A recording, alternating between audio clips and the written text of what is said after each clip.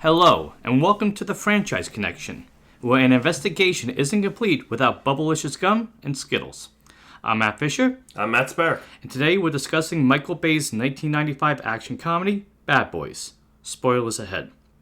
Bad Boys follows Miami police detectives Marcus Burnett, Martin Lawrence, and Mike Lowery, Will Smith, who jokingly fight with each other as much as they bust criminals. When $100 million worth of heroin from a past case is stolen, Marcus and Mike are tasked with finding the culprits.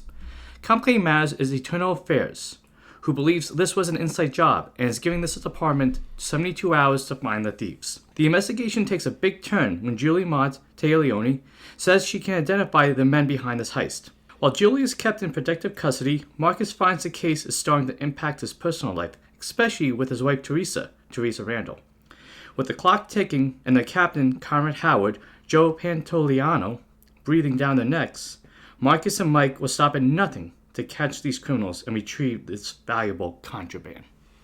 So, Matt Fisher, how did you enjoy the movie? I liked it a lot. I really liked it a lot. I've been familiar with the franchise with Bad Boys for a while. One reason or another, I never really got sat down to watch it. But I have to say, compared to a lot of other Michael Bay movies, this was had the crazy action to it, but it was well balanced with the comedy. It didn't just feel like an outright action movie. It felt like, a really over the top buddy comedy that really felt ingrained to that 90s action aesthetic. It was just a lot of fun. I agree 100%. Mm-hmm. It's just one of those fun action 90s comedies that you don't see a lot of anymore. I think the last one I saw was probably of that same vein was probably The Nice Guys. In a way, yeah. I guess you could even say Novocaine, which we saw recently, had that same effect. I was thinking that too. Watching this movie, something I feel like we sometimes miss with action movies today, despite some terrific fight choreography, is that this movie, at least I'm just looking at it from this one film, exists in that hyper stylized 90s action genre. Ridiculous stuff happens, but you're just along for the ride. You're not taking it seriously, and it adds so much more to the enjoyment of the movie. Between all the crazy shootouts and the car chases, there was just a sense of you were on the edge of your seat. And you were having fun, not because your heart was racing, because you were laughing along with, with all the hijinks. Yeah. Something that stood out to me was there's a scene, I want to say toward the end of the movie, where Julie's captured by the bad guys, and they're driving the car like maniacs to Miami, and you saw me laughing. There was a part this is a poor guy with his bike, and they're just and you see the guy running, and it's so cartoony, but it's so fun. And I think that's what makes a lot of 90s action movies so much fun, is because they had that silliness to them. Yes, this movie had a lot of cliches to it, but you look forward to those cliches. They went through a bus stop, and it's but on top of that, the way that the humor was balanced with all that, in the same scene where they're chasing after Julie, Mike goes through a salon, and he falls down, and it's all these old ladies have no idea what's going on, and he's just you look great, and just to take a moment, just go I'm gonna have one joke here, and Smith delivers it really well, and on top of that, I have to say I get why after so many years this series came back 2020, and I think last year. It was 2024, I think, yeah. Yeah. Because Lawrence and Smith, they're so good together in this movie. They this has one of my favorite film duos. Yeah. The two of them, they work. They play off each other so well. So well. From the first scene in the movie where we have a really fun cold open that introduces the tone of the movie, the comedy of the movie, and the characters. You see, Smith is very almost I don't want to say about order, but he's very this is my car. Yeah, discipline. I'll say. And Lawrence is just sitting there eating a giant hamburger, trying to wonder where the cup holder is, and seeing them fighting like, oh, you shouldn't be eating this, and Lawrence is like, I'm sorry, not Lawrence. Mike and Marcus are talking, and you see like Mike, telling him not to eat critiquing that. like, don't eat that stuff's bad for you, and Marcus is like, well, I'm married, like, I'm not getting this and that, so like this is mine, and like, but this like little things like they're complaining about, there's no cup holder, like that bickering. And the playful banter between them was just so good, and it continues through the whole movie. Yeah. Mm-hmm. So I was talking to my coworkers about this, and they were like, "Yeah, what's crazy is Martin Lawrence got to start really on Martin, Yeah, and Will Smith through Fresh Prince. Yeah. Both of those pretty much." They were probably towards the end of their runs on the sitcoms. On the sitcoms when Bad Boys came out. So this is a way to kind of like take them into a new direction. Show we can just do more than just comedy. We can Exactly. take that comedy to a new level. Yeah, I was asking my coworkers about the same thing. Something I noticed I thought was really interesting was when the movie started, I expected to see Will Smith's name pop up first, and it's Martin Lawrence. Well, Martin came out first. That's what I mean. Like, I feel like, I guess Martin Lawrence's stardom was a little bit higher than Smith's at the time. But, I mean, like, combining these two hilarious actors together was just like a great... It was a great recipe for success. Exactly, yeah. And it's... The thing, too, is that they don't... allow the comedy to be like the sole focus. Like when they get into action mode, it's an action movie. Yeah, like they switch. They can shift the focus from like making a funny joke to being intense and direct and caught up in the action. I think a great part of this is in reference to how I opened up the show. Yeah, was when they walk into the convenience store and Julie's looking for soap and she's complaining that this soap fantastic, and they and the arguing and the clerk thinks that they see the gun but they don't know that they're cops, and he thinks that they're gonna rob the convenience store. How they're joking with each other, bickering back and forth, and then they pull out the guns and it turns into like an action mode. The way that you see them kind of jump into that, and you see also in the opening that how in sync they are. Yeah. That as much as they're much opposites, there's a nice odd couple feel to yes. this. They do know how to work as a team, and that definitely makes this movie fun. It's because even though they're fighting about silly stuff, they are intent to getting the bad guys, solving the case. Yeah, one thing that stood out to me on this rewatch was in the first scene when the first scene after the cold open, when the heist is happening. Yeah. That reminded me so much of like Die Hard. Yeah, it had that same aesthetic. It had that that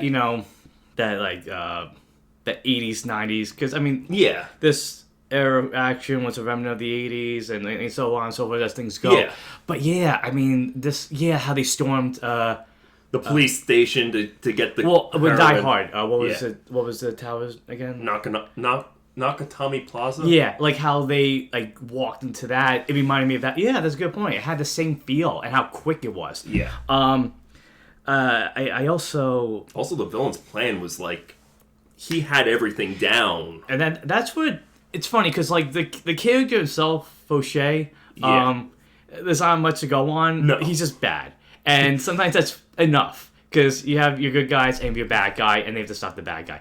But yeah, his plan, like he always had like something in place to rectify or to alter the plan to make his major drug deal. Yeah. Well, in addition to that, like he's very serious. I love the henchmen because as much as Mike and Marcus have their silly arguments with each other. I mean, they're not silly to them. They're good points that they make to each other about certain things. The henchmen also have that same thing. Like, there's the one scene where Marcus has to save Julie after he says, the bad guys are going to find you. And they escape, and you see the bad guys running, and the one guy's like, "You gotta lose weight." He goes, "Leave me alone." And like this, it just made it even more fun. Like, okay, the criminals are gonna have just as much of a silliness to them as the main characters are. I have to say, like, I looked at it, I think this is like one of Michael Bay's first movies, and it kind of shows because he was setting up a lot of things that you notice in his later movies, like the camera movements. Yeah. Like, did you notice, like, the scene, you don't see it a lot, but in this movie. But I keep going back to that scene. I just love that car chase when that's such a great car chase. No, not that one. The one with where Mike's trying to get Julie. Yeah, and he's going like through the salon. He's going to Miami. That's such a great. That's such a fun chase. Yeah, scene. But like they get up and you have that camera movement moving around like almost like panorama, like, and that's something you would see so much more and more in Bay movies. Yeah. So kind of like how we talked about in the Evil Dead movies. It's fun to see these early entries in a lot of these directors' filmography, and to see how like they were building the style along the way. I mean, this also has like those fast edits, the quick camera movements. Like, like very quick. I mean, I didn't find them nearly as distracting as in later Bay movies. Yeah. There was I guess a more restraint to it because, exactly. He's beginning with all this,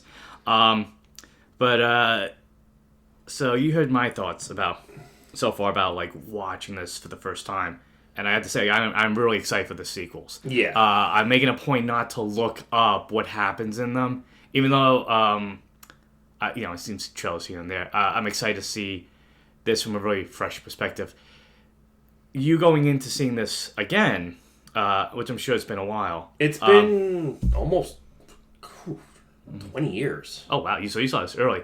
How did you feel? Like, all the stuff that I've been mentioning, like, did it hit the same way? Did it have a different perspective? Did you have a different perspective on things? I had a little bit of a different perspective on things.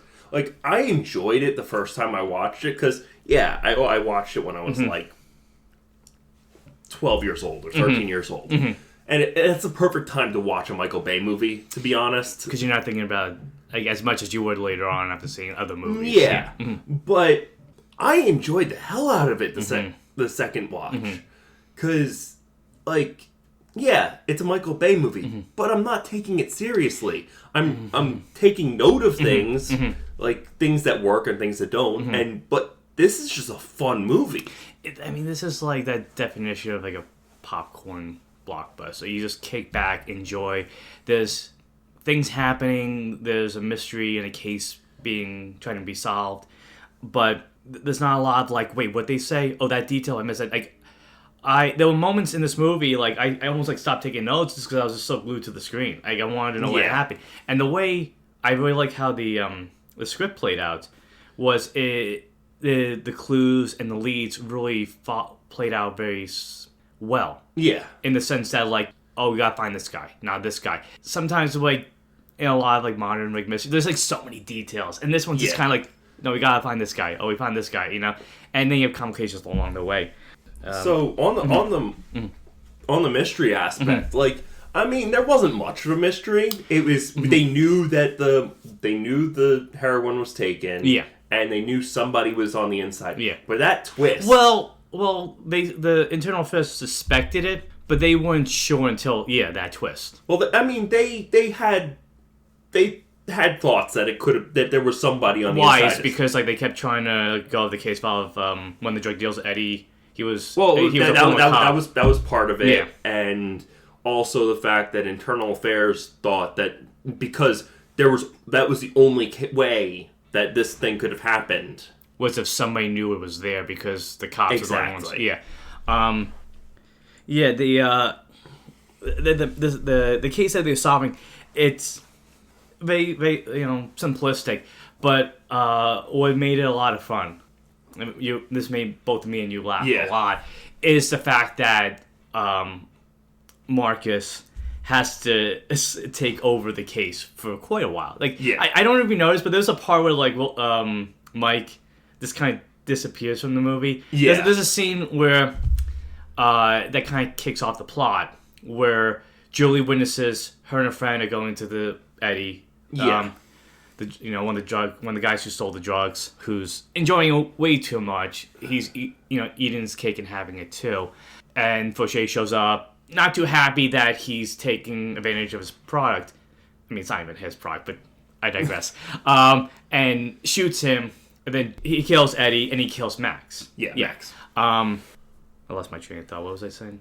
Fauché kills Eddie and Max, and because... Okay, yeah. So, because Max told Julie... Yeah. To look for Mike. Mike is the one... Like, Max and Mike have a previous connection for information. I'm sure there's a personal relationship there, too, in a way. And she has only... Max tells Julie, if anything happens, go to Mike Lowery.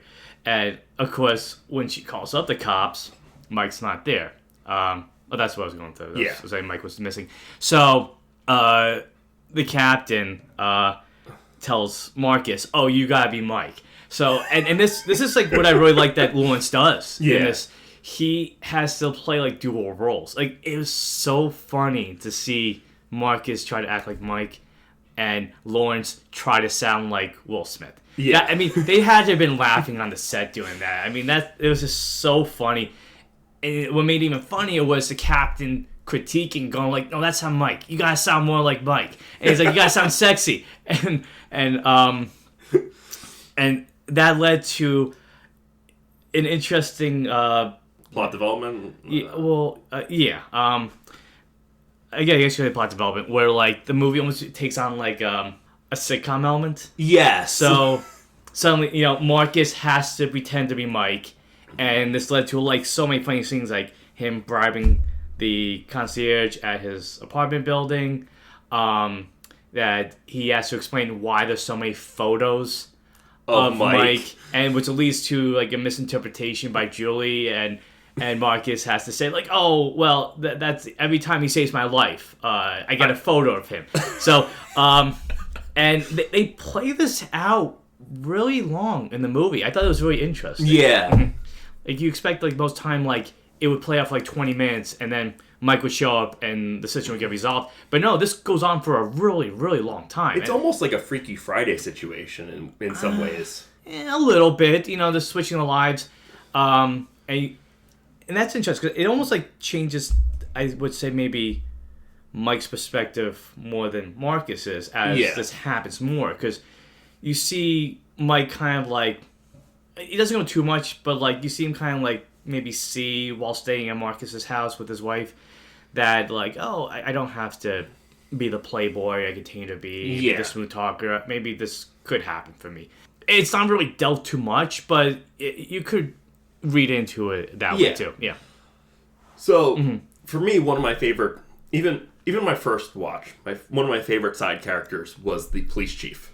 So fun. I like. I had to. I had to like when I was doing the in-show. Like I have to say his name phonetically because it's Pantoliano. I said it better here. I like him in anything. Like I loved him in Matrix, Sopranos. He was in Chucky in the third season. I think it was the third season, right? I think so. Yeah. Anyway, this kind of goes back to the whole '90s aesthetic, like and maybe the '80s too. Like you kind of miss the loud talking police captain, don't you? A little bit. Yeah. He was raising his voice the whole time. I mean, you get why he was mad. Like they're threatening to shut down his department. They're threatening to shut down his department. Mm-hmm. Mike and Marcus aren't making his life any easier because every time they try to catch one of the bad guys, they end up killing the bad guy. Or just like causing more destructive damage across the city. I mean, I'm surprised he like never made a point. I got the mayor on my butt or something like that. I think that would have been too on the nose. Yeah.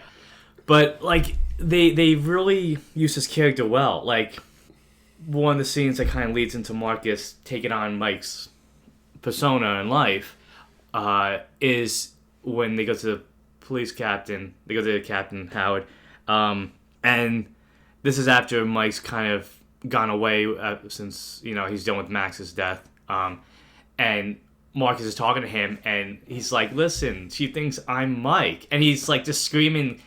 He goes, okay, whatever. You're Marcus, you're Mike. Mike, he's you. That's it. And it's just kind of like he's put them. It's almost like a parent like just telling kids, just do what I tell you to do. Exactly. It's almost like our case is more important than what's going on with everything else. But in addition to that, like you have like this really fun activity going on where like he's in, I don't know, the police gym or some gym, but he's trying to like make the baskets. He's trying to make free throws. Yeah, and he keeps missing, but he keeps making excuses.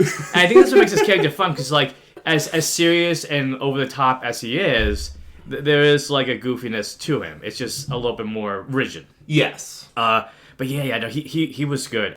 I mean, I kind of got quote-unquote spoiled by the trail for the fourth movie. I don't know if what happens to him happens to him. Probably not. No, he was a really good guy that really added to the dynamic. Exactly. Like, every time Marcus and Mike are fighting with each other, he goes right in the middle and just goes, no, he pulls focus to himself, which is done really, really well. And then Julie as a side character was another. She was another fun character. It's interesting because I would say she has the most concrete character arc in the movie. Yeah. Tay Leone did a great job. She really became from like this woman who is scared and doesn't know what to do. And just keeps listening to everybody. Identify the criminals, don't go do this, don't do that. By the end of the movie, she's taking charge. She's, she can keep up with Mike and Marcus. And I noticed that in the scene there's a scene where they're in the club because she recognizes in mugshots one of the gangsters that stole the drugs. And after they get identified in a really fun, gross bathroom fight between Marcus and some of the criminals. They escape, they get out, they're being chased, and they steal a truck that has ether that's being used to, cut the drugs.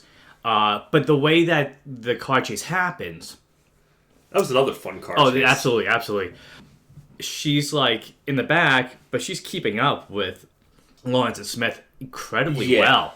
Like, for a character that's kind of, like, on the side, she's talking back, she's joking with them. She's really adds to that. Making fun of Marcus's driving. Yeah. I mean, like, that dynamic really worked well between all three of them. So, by the end of the movie, like, when they're busting the drug deal, with one of the coolest appearances in a action scene, by using the garbage truck to stop the drug deal.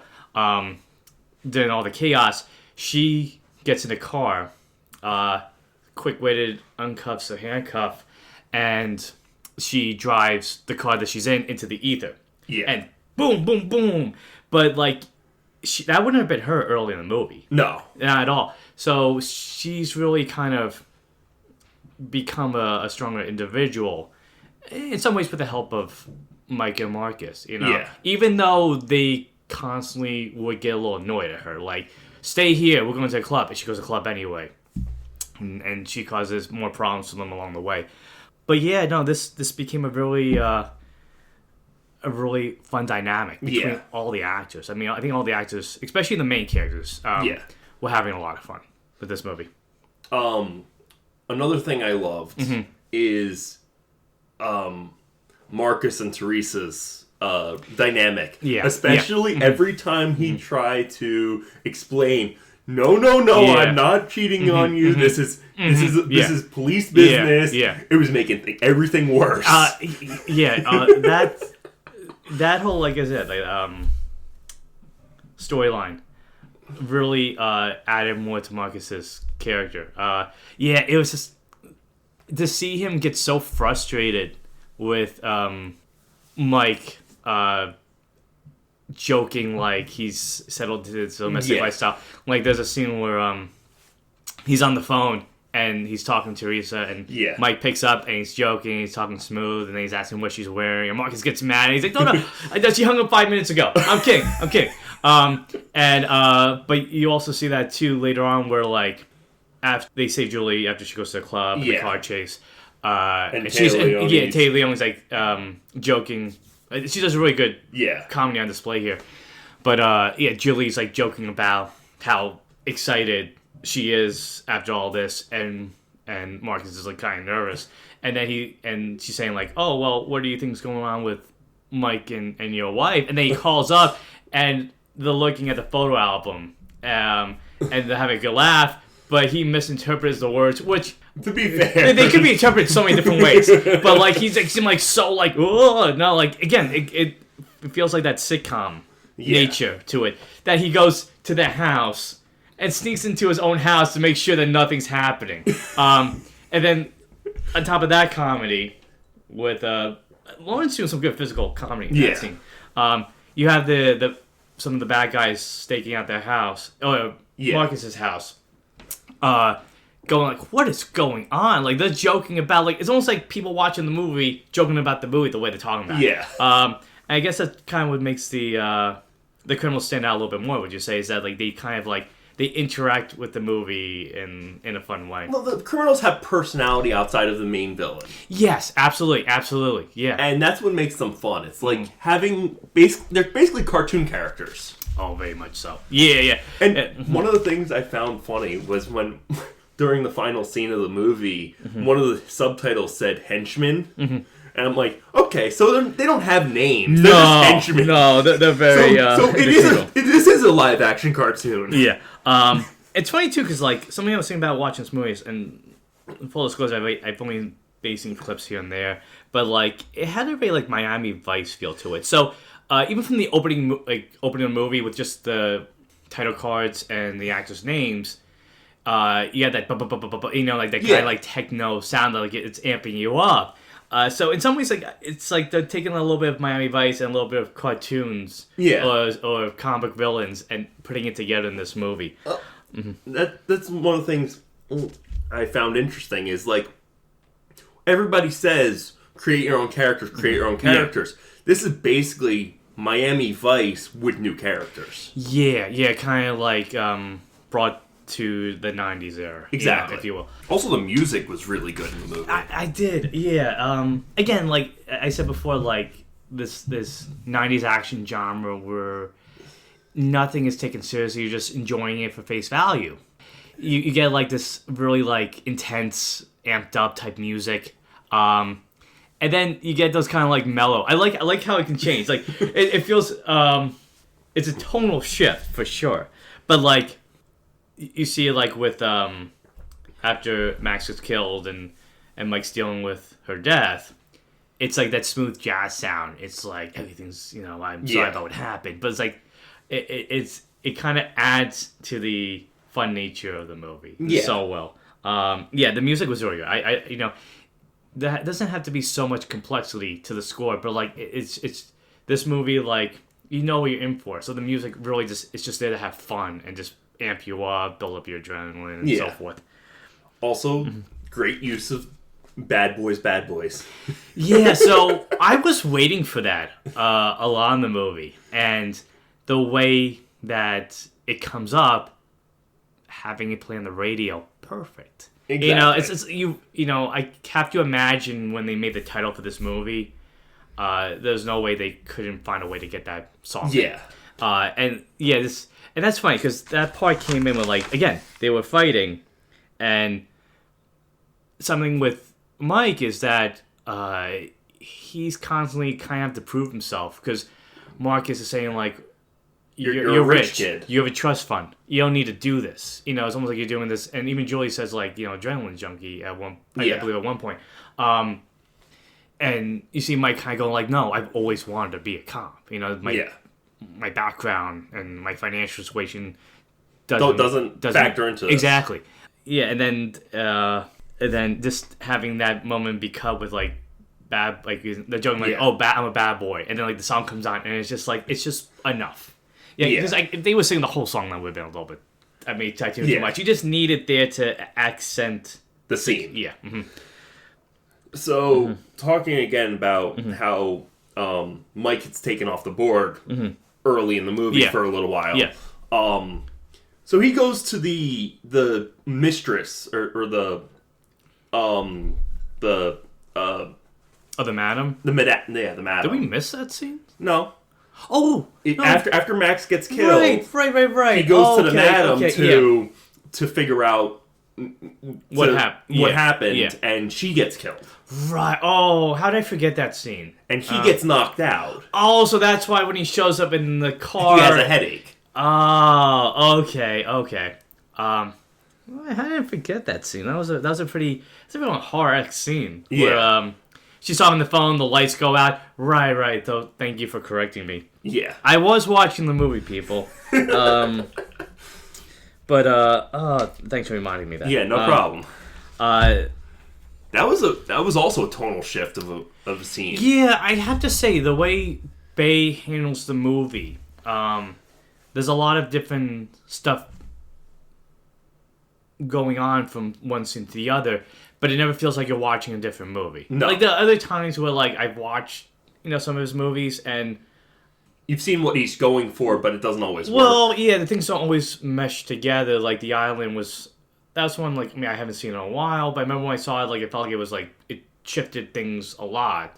This one feels like very like it flows from one thing to the other. It's just building on the scenes and well, it's the nature of having a mystery thriller with comedy elements. Yeah, that you have a lot of levity, so you're not as like, let's say, like watching a John Wick movie where you're always like so intent with like everything that's happening. I mean, there's a little fun joke here and there, but you're like, thrilled by it. It's more of a straight up thriller. Yeah. This one, there's a more playful nature to it. Exactly. So I think we kind of mentioned a little bit before, but I mean, we definitely have to talk about the action in the movie. Yeah.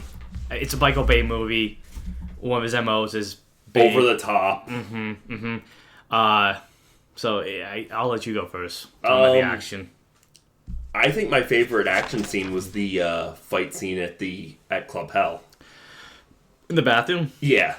It's such a disgusting scene, but it's a club it's a club bathroom, man. It's not going to be very clean, It's a strip club bathroom. Oh, it very much was. Yeah. That and also like it's called Club Hell. It's not going to look very angelic and clean in the bathroom. Come on. The club itself looks like.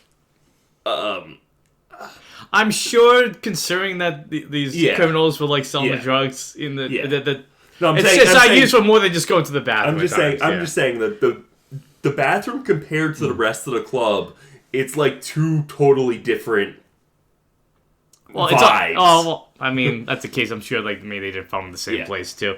But actually, like there was a moment that again, balancing the action and the comedy. Like you have Marcus, and kudos to Martin Lawrence. He did a really good job handling the action. Yeah. Well, especially in this scene when he was like it was a solo fight with him and the two guys where he's taking on 201. Yeah. And you have to remind me, I think one of the guys throws him through the aquarium, right? Yeah. So like when I saw that, I'm like, oh, it's the best breaking of an aquarium in a movie since Mission Impossible. Except he didn't have the gum like Tom Cruise did in that movie. But as all that's happening, you gotta laugh at the fact that Smith is so distracted with all the ladies in the club. Like even when they walk in, he goes, "Hey, focus. We need to find that one guy." And as Mark is fighting, you saw it too. Yeah. So I've got a question for you. Do you think that Quentin Tarantino looked at that scene and was like, "Yeah, I want to do that"? No, probably not. But I did because. Will Smith's looking at the woman's foot. Yeah. No, I get that. I wasn't thinking of that. I was just laughing at how hypnotized his character was, that as the lady's just swinging his foot, he's just like kind of like, ooh, this is fun. I like it. It's like if the foot's this good, I can't wait to see the rest. And then that fight led to them escaping the club, and one of many car chases of the movie. But really cool night car chase, and they're still in the truck. This ether in it.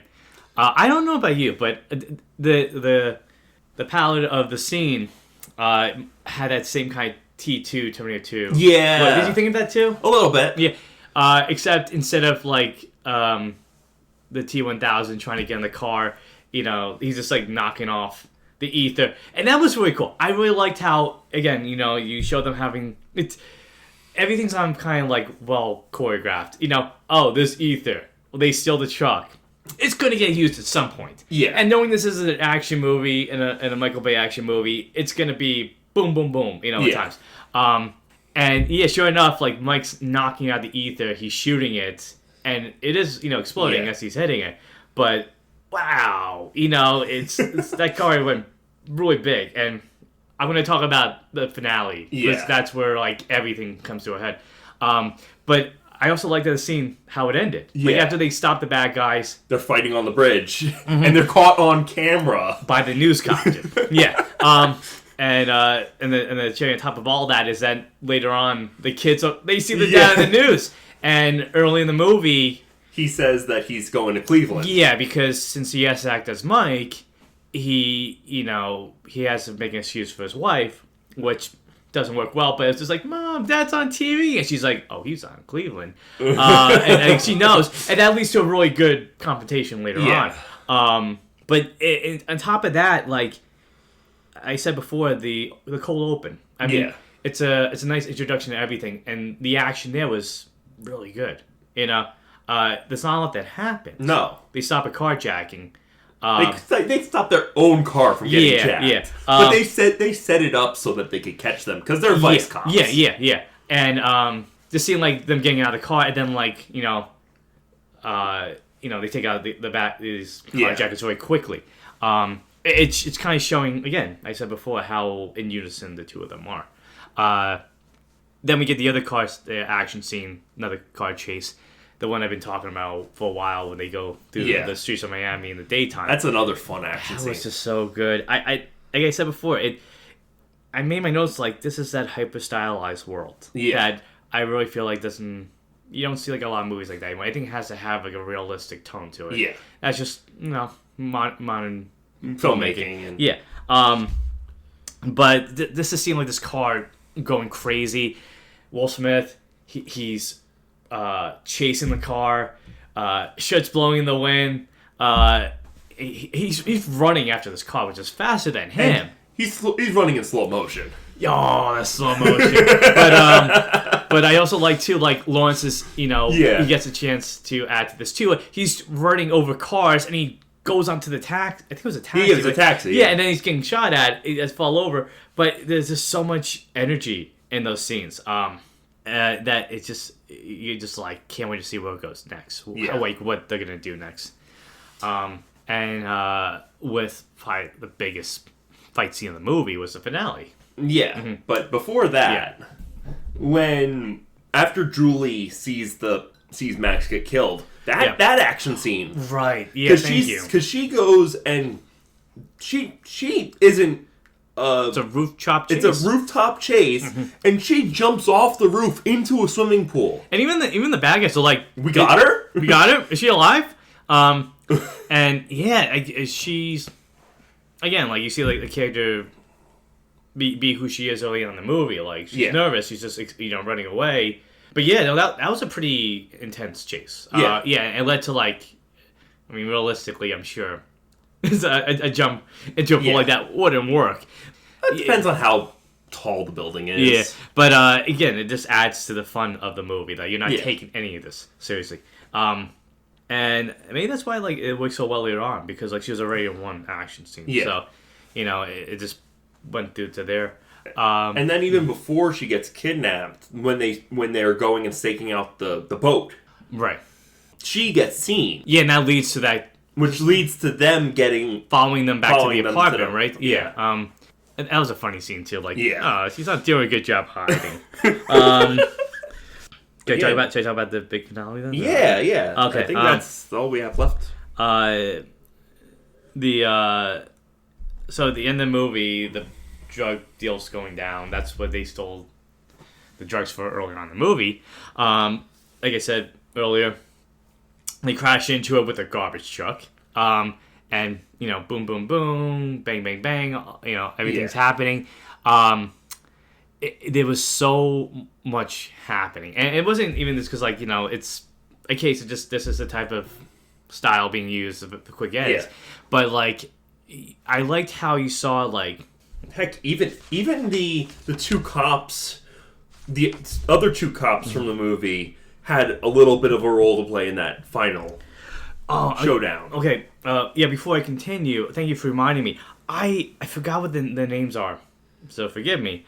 But the other detectives, they were so funny. They were, and I like that not only were they funny, but that they were very helpful to Mike and Marcus. That as much as they kind of like, you know, bust their chops at times, they did help them. Like when Marcus's house being staked out, they were there to help. At the end of the movie, they're there during the firefight. But they're, like you see early on, after the heroin gets stolen, they're just joking with them. And then my favorite part of the two of them was they're on the steps. I think it's probably the police station. Yeah. They're joking about I Love Lucy. Yes. That was just, I don't know if that was improv or if that was part of the movie, but just these two cops just randomly arguing about I Love Lucy. It just made it so fun. Lucy's a bimbo. Yeah. And then joking like who's better? Like was it Desi or was it Lucy? Yeah. Like it was just a funny little detail that just kind of added more to like characters that just could have just been there when they needed. They could have been plot devices, but they felt like more three-dimensional characters. They were more fleshed out. Yeah. Thank you for reminding me of that. They were those two guys were funny. Yeah, they even had a role in the finale because they helped. They helped. They stole they helped the garbage truck. Yeah. But during that fight, you see like a lot happened. Like Marcus gets shot, he's injured. But I like that. Like you see that Will Smith, Mike. Sorry, Mike gets shot. I fix it again.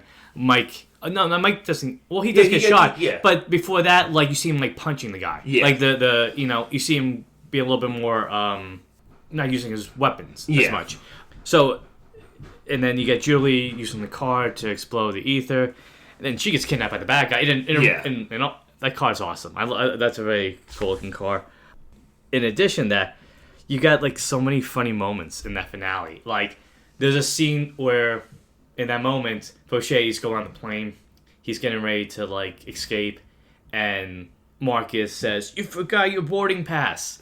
You know, you love those cheesy one-liners, and because it's like '90s action movie, it works so well. There's so many of them. There's so many. I couldn't keep track of them, but like that was one that stood out to me. Yeah, and I actually wrote down, "You forgot your boarding pass." It works perfectly. I wonder if they have to practice. I feel like these two detectives, they're practicing those one-liners just in case something happens that, you know, oh, this is the moment I've been waiting for. Because it seems like it was too, like, already in his head. But in addition to that, the humor of it, too. There was one scene where I had to, like, ask you, the heavier henchman. Yeah. He gets shot. Yes. He gets electrocuted and then he gets set on fire. Correct. And then get blown up. Yes. Because he's still in the section of the hangar that gets blown up. Yeah. So I just liked how like ridiculous and random that was, because I was like, is that the same guy? Like, why would they have him get electrocuted, then get set on fire, and then lead to everything else? But I mean. He was that character was being like a jerk to Julian on, so like you weren't too upset about it. As they're escaping the hangar, where all this stuff is going down. Wow, I have like in my notes like this getting bigger and bigger with my writing, like very big. You know, well, you have the massive explosion, and then you have yet another car chase. Well, even before the car chase. You get the massive explosion, and then you get it from a different angle, and then a different angle, and then a different angle. Like, I know they want to get their money's worth, and they got their money's worth, but like, you got like an inkling that you were gonna see something like that, like during the car chase at night. Yeah.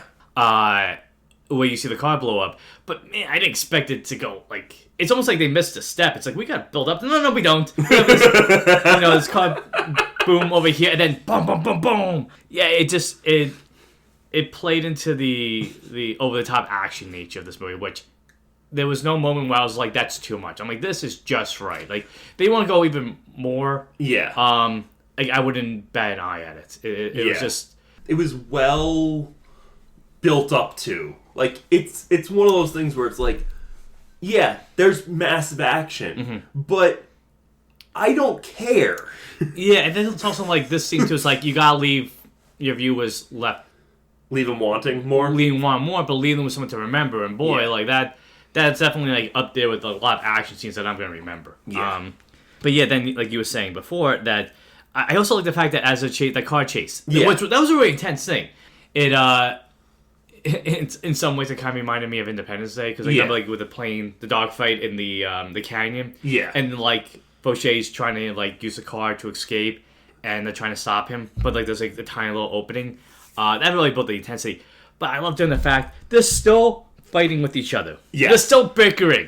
They're both injured, and it just adds more to that exciting also, nature. Marcus is driving the car. Yeah. Which, he doesn't drive fast. Yeah, you noticed that earlier on, right? Because that was when the Bad Boys song was coming on. Yeah. Marcus was driving.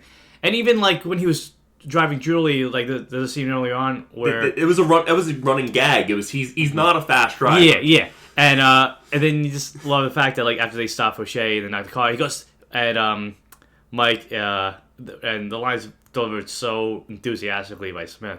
Like, I want you to drive like that from now on. Just drive like that from now on. That is perfect. This car is meant to be driving fast. Yeah. Yeah, if you have the car that Mike Lowery has, you want to drive it fast. And furious, I guess. Ha ha ha. And then we get to like the end of that fight where a lot of times, like, you saw Mike was a little bit... He was a hothead. He always, like, rushed into things. And even made a point, I think they said, like, he was, like, they defiant natures. He's actually trying to stop Fauché. He doesn't want to take him out. And you get that very 90s moment, too. Well, Marcus was, like, don't kill him. Yeah, we need him alive. Yeah. And Mike is just Mike's like, I'm gonna kill him. Yeah, getting closer and closer. And you go ahead. Yeah. And then we have the turn where Fauché pulls a gun. Well, even before that, like Mike just shoots him in the leg. Yeah, Mike shoots him in the leg to just disable him. Yeah. He's lying on the ground. They walk up to him and they turn their back. Yeah. Okay, so I have to ask this to you. When Fauché pulls out his final gun, were you like, what? A little bit. It's a very, like, it's just very cartoonish. Yeah. I mean, we're watching a very over-the-top 90s action movie. But it has, like, 4 cylinders in a tiny little weapon. I mean, it can. But it was just kind of like the weapons he had been using earlier on, like, throughout the movie. You're like, was he like just holding on to this just in case something like this happened? And would it have been stronger than the other ones? But yeah, then they take him out. Yeah. It's done. And it ends wonderfully with a funny little moment between Marcus playing a joke on Mike and Julie and handcuffing the two of them. And then like losing the key. Because throughout the movie, like Julie's handcuffed and she can't get the key. She has to get toward the end of the movie. But, just leaving them wanting more, and the final joke to really end things on. And worked well. Marcus goes home. He's ready just to see his wife again. Is there anything else you can think of? I forgot. In addition to, one thing I forgot that I want to talk about. The main jokes. You mentioned the detectives. This one actor only has one moment. But the hacker... that they get. Oh, yeah. Yeah. He was great. It was funny. But I also you have this giant guy arguing with Martin Lawrence, who's, shorter than him. Yeah, he's like looking down at him, and he's like, no, you're going to listen to me. And he's mad. He's like, this is why I'm in prison to begin with for hacking. And that actually, that leads to a thought that we started, but we didn't follow up on, was the the twist. So in the movie, they're constantly trying to get into one of the cops' files. Yeah. And then you find out that the secretary mm-hmm. was the ex-girlfriend of the former of Eddie. Yeah, Eddie. The former cop, drug dealer. And Fouché had blackmail material on her. But the way they hid that was really was well. That was so when that moment came, I was like, whoa! I'm like, okay, that puts a lot into perspective now. And it's not like the twist came out of nowhere either. No, I guess not. But the effect of it was very good. Is there anything else? The only other thing, the internal affairs aspect of it. Well, no, the internal affairs detective who was talking to the police chief, and they're like, and they get joke about how they need to get a room. The police chief and yeah, it's funny. Like her character's she's barely in the movie. That was a plot device to keep them, trying to have a reason to get this investigation done quickly. Yeah, no, I mean it's that. I guess I would say adds more to the humor of the movie. Like they're just playing with the captain. Anything with the captain is for the humor. Yeah. Except for there's like one or two scenes where he's actually serious, but everything else is... Yeah, that moment at the end where he's like, guys, like, we have nothing left, just do what you gotta do. Yeah. And even when he's calling in, like, the extra help. It's funny, because, like, the scene at the end where, like, you see, like, the caravan of, like, cop cars. And I'm like, oh, that's just hallmark of a Michael Bay movie at times. Like, there's always a moment, more or less, where there's, like, cars going there and there's that epic sweep of music happening at the same time. I guess it's just a very cool-looking image. Oh. The CI, Jojo. Michael Paoli. Yeah. No, he was, again, the only thing about it, like, there's a case of, like, a lot of the side characters. Yeah. Maybe it's a case of the actors, or just maybe the roles just being written a little bit better than most side characters would be. But yeah, he had such an energy and such a goofiness to him. Like they knew, like they're going to him to find out what the drugs are. He's like, oh, I don't do this anymore, and they're like, okay, sure. And then they have to go back to him again later. And then and then you get that funny scene where like Marcus walks out, and it's just Mike and JoJo, and he's trying to get information. And Marcus is like. Yeah, he's in like the hallway outside the room. It's like, no! Yeah, don't do this. And then even have like a part like when Mike walks out and it's just like, were you gonna do that? Because he goes, no, yeah, probably. No, he was. Well, it was more toward like he was gonna do something to Marcus. But yeah, so JoJo, and probably did a really good job. He's very like frantic, crazy guy. Like you have to struggle to get the information out of him. Yeah, but. Again, it adds to that cartoony nature of action movies of this era. No, he was good. I had it was just funny. I mean, and JoJo's a funny name, so it works with his character well too. Especially after he gets information, he goes, "Oh, I'll give you a free whatever from the tire shop or whatever." Yeah. No, it's a funny character. Oh, and the fact that Fouché, like, he straight up kills all of, like, if you piss him off, he kills you. Yeah, you don't want to be on his crew at all. So he kills Eddie. He kills the guy who makes the chemist. Chemist. Yeah. I'm surprised he didn't like take out the other guy he's working with, because he was like kind of over talking. Like, it's like, well, I think there's one point where like he's talking to the main chemist. The guy says something. He goes, I'm not talking to you. Or, like he points out to him. Yeah, he takes out his own chemist. He takes out the bookie that kind of leads to them finding Fouché. Yeah, no, he is. I mean, like, Fouché's a one-dimensional character. The actor playing him has fun with the role for sure. But yeah, you don't want to be on screw, because anything you do. I mean, I wonder if you sneeze without covering your mouth, if he would just he would just shoot you. Yeah. Maybe I say bless you afterwards. No, I'm kidding. For a one-dimensional cartoonish character. One-dimensional cartoon character, and for the most part, with the exception of a lot of the more funny side characters, they're just what you want the villains to be. They want to be bad guys that you take down. You know? Yeah.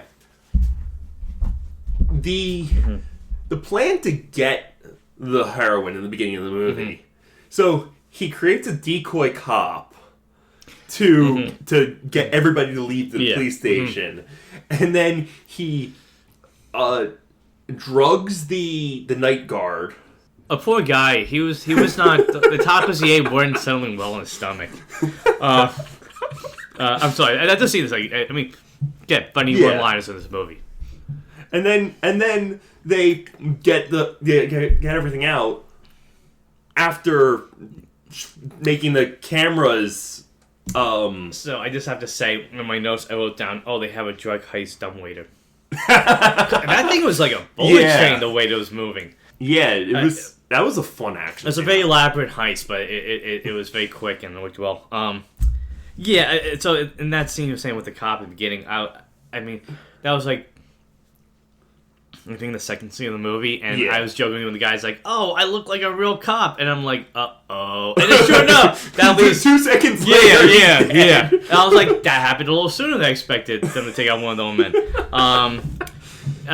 Again, like a lot of times in this movie, there's a lot of like setup to stuff like that. Where I'm like, even with the night guard, and I'm like, he's like, like my stomach with the what I ate, and I'm like, and sure enough, then they knock him out with the syringe. Yeah, that's that. It makes me interested to see if that tone's gonna carry over to the next movie and the third and the fourth entries. Because I feel like a part of why this movie worked so well was just because it was a nice balance of action and humor constantly. You never felt like one overshadowed the other. In fact, I think at times like Martin Lawrence like put that on display. Probably a little bit. Like Smith got some good jokes in, but like Lawrence got like a lot of times to like put on that humor.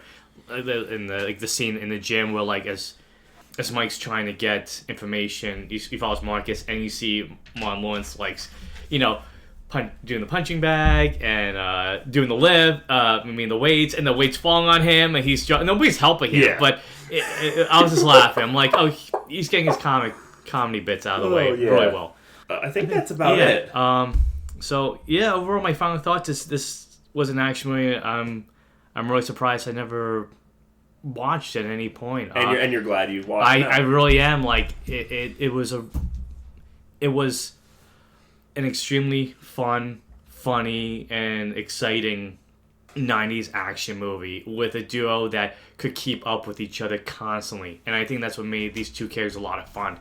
Is that as much as they're arguing about fries falling on the car floor or their respective lifestyles. It just kept the energy going. This a nice action movie to kick back and enjoy. My final thoughts are this movie holds up remarkably well. For a movie that's made, I have to say, 30 years ago? We picked a good time to watch it because it's the 30th anniversary of the movie. So, this is good timing to check it out finally. It holds up remarkabably well for a 90s action movie, and it's just a blast. In more ways than one. Yeah. That's a good note to end on. Yeah. I'm going to plug the socials. Okay.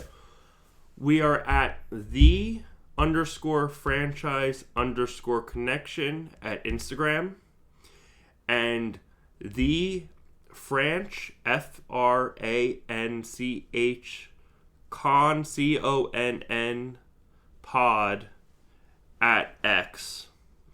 You can also email us at franchiseconnectionpodcast@gmail.com. Thank you for tuning in to our review of Bad Boys. Come back next time for more over-the-top action and hysterical jokes as Marcus and Mike begin a new case in Bad Boys 2. Do you want to add the socials, or do you want to do that later? We'll do it later. Okay, right. Until franchise fatigue sets in, I'm Matt Fisher. I'm Matt Spark. For the Franchise Connection. Bye. Bye.